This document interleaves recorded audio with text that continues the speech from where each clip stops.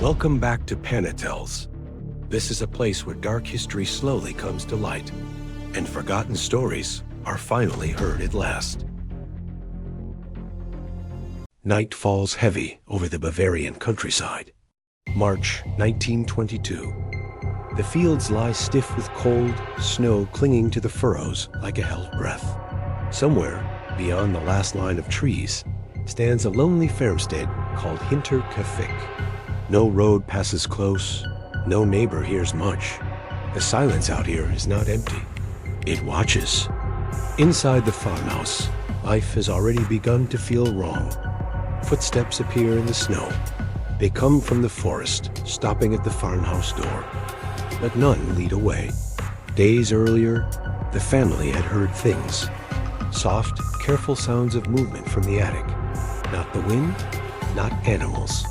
The farmer, Andras Gruber, climbed up with a lantern but found nothing.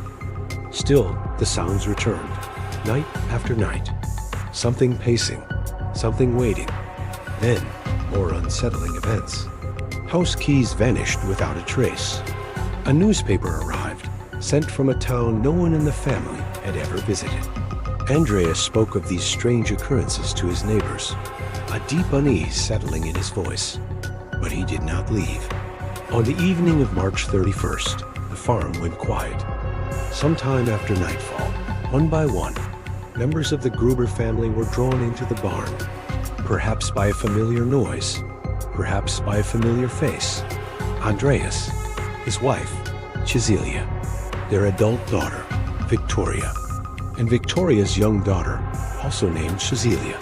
They never came back. In the crushing darkness of the barn, a heavy farming tool, a mattock, rose and fell. Once, and again, and again. The blows were precise, savage, and terrifyingly intimate.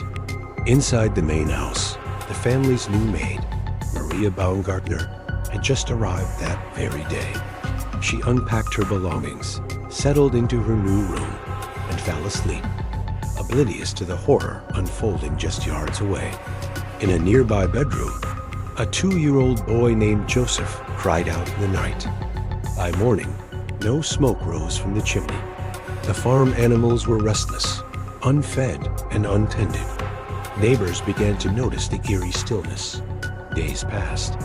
Still no sign of life from the isolated farm.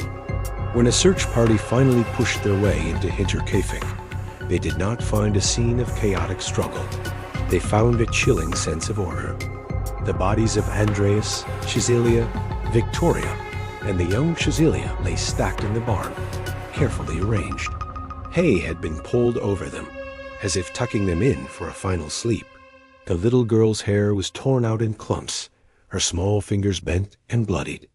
A horrifying sign that she had lived longer than the others. Long enough to feel pain, long enough to know terror. Inside the house, Maria, the new maid, lay dead in her bed. Little Joseph in his crib. All 6 members of the household had been brutally murdered. And yet, someone stayed. For days after the killings, someone moved through the silent house. The cattle had been fed. The dog had been cared for. Food had been eaten from the kitchen. The fire had been lit to keep the home warm. Someone who knew the farm, who was unafraid of the dead, had remained. When the police finally arrived, the investigation was a disaster. They trampled footprints. They moved the bodies. They allowed curious villagers to wander through the rooms, contaminating the scene. Evidence slipped through fingers numb with cold and disbelief. Suspicion spread through the community like a thick fog. Some whispered about dark family secrets, of abuse and forbidden relationships. They spoke of a child whose father might not have been who he seemed. Others pointed fingers at a neighbor, Lawrence Schlittenbauer.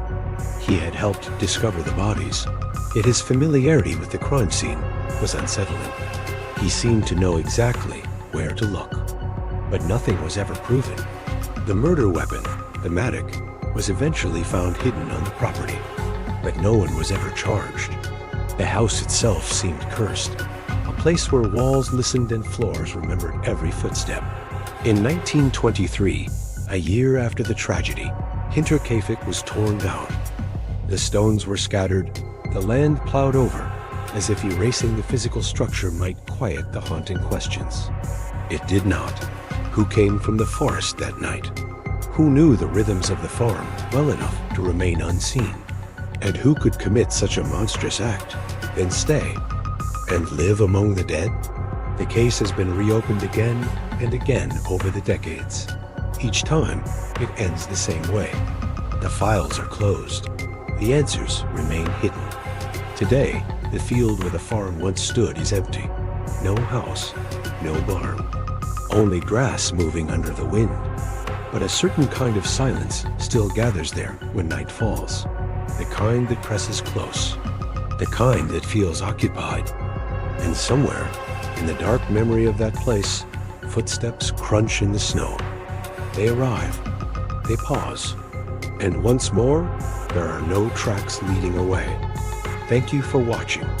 If you found this story as chilling as we did, don't forget to like this video and subscribe to our channel for more deep dives into history as most compelling unsolved mysteries.